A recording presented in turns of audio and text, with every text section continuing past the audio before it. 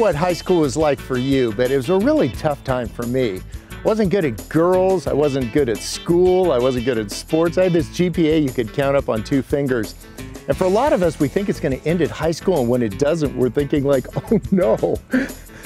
There was a guy that showed up at my high school. His name was Randy, and he had a motorcycle and a beard and a girlfriend. I kind of hated him because I wanted a motorcycle and a beard and a girlfriend. And he was with this outfit called Young Life, and their idea is to reach out to high school kids and let them know about Jesus. And I kept him at bay, right, because that wasn't my thing.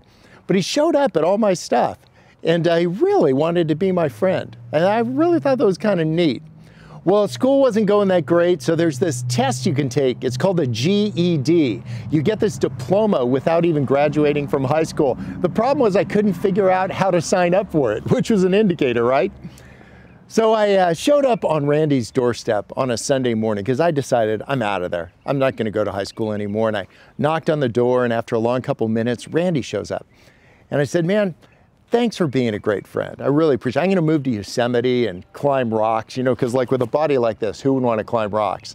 And he looked at me kind of puzzled, and he said, oh, Bob, when are you going to go? And I said, well, now. And I pointed over to my Volkswagen, and he said, hang on a second. He disappeared for a long couple of minutes, and I had all the time in the world, right? I wasn't in high school anymore. And when he came back, he had a backpack over one arm and a sleeping bag under the other. And he said, I'm with you. And I said, well, you're gonna go with me right now. And he did. He just threw his stuff on top of my stuff, and we jumped in the Volkswagen and we split.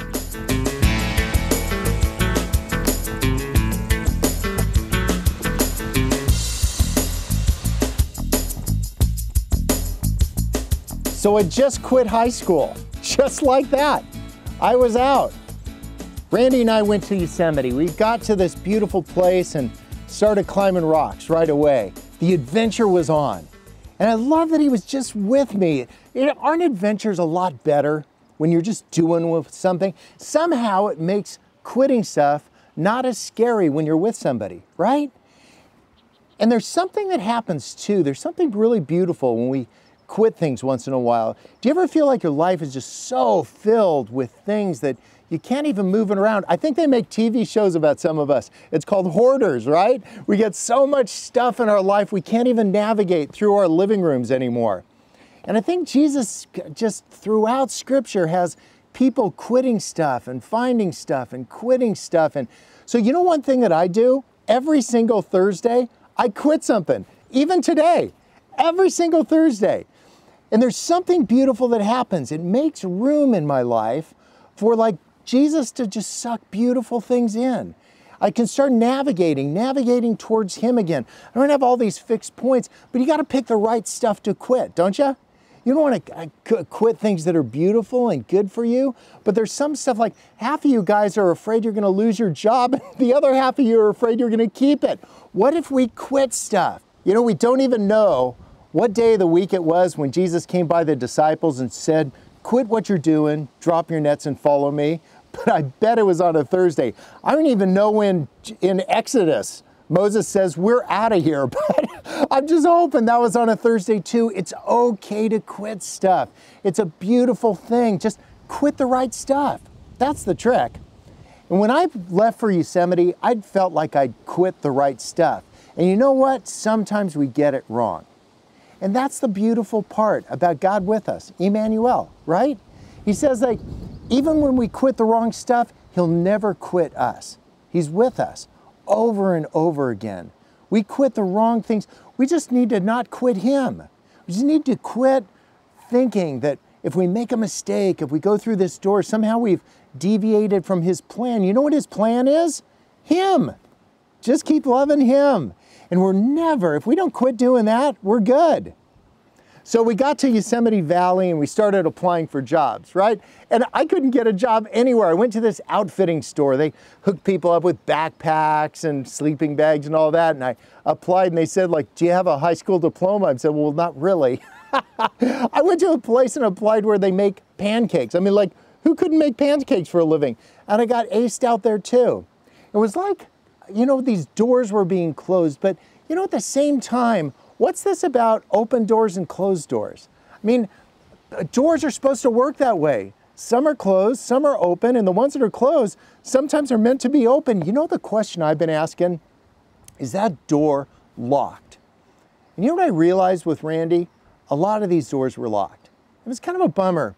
It was a bummer to see a dream die. Has that happened to you where you had something you were really angling for? You were so looking forward to it, and it's just dying. And I feel like when a dream dies, they shouldn't die alone. There's something beautiful about Randy and what he continued to say in Yosemite Valley. And it was these three words, I'm just with you. Well, Randy didn't give me a bunch of teachable moments. He didn't talk to me and say what a screw up I was or tell me next time how I should fix it. There's something beautiful when you're with people, they just know that. That's what's beautiful about just holding one another close. And Randy held me closer than a brother because he knew that I was a guy who needed to be held close. Who's somebody in your life? Who's somebody that you need to be with? You need to be holding them close. Well, we decided we would leave.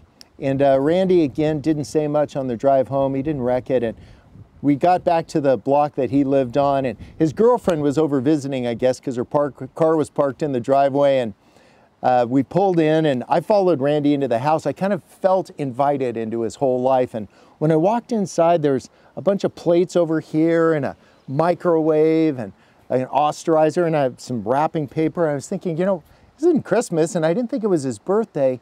And then the nickel dropped. On Saturday, Randy had gotten married. And on Sunday, I showed up on his door. And he didn't see me as a distraction. He saw me as a kid who was about to jump the track and who needed somebody to be with him. I love that of all the names that Jesus could have come up for himself, he used the word Emmanuel, right? God with us. Who could we be Emmanuel to? Who has God dropped onto your porch? And you just have that moment where you got to decide, are they a distraction to me or are they what I'm all about? Like, who could we be a Randy to? And who is it that's been a great Randy to you? Will you call them up and say, you know, will you send them a text message right now and say, thanks for being with me? Or somebody that needs a Randy, a you in their life, send them a message and say, I'm with you.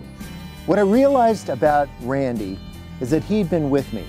He hadn't just been with me there to correct me or with me by having some Bible study. You know, he was just actually with me.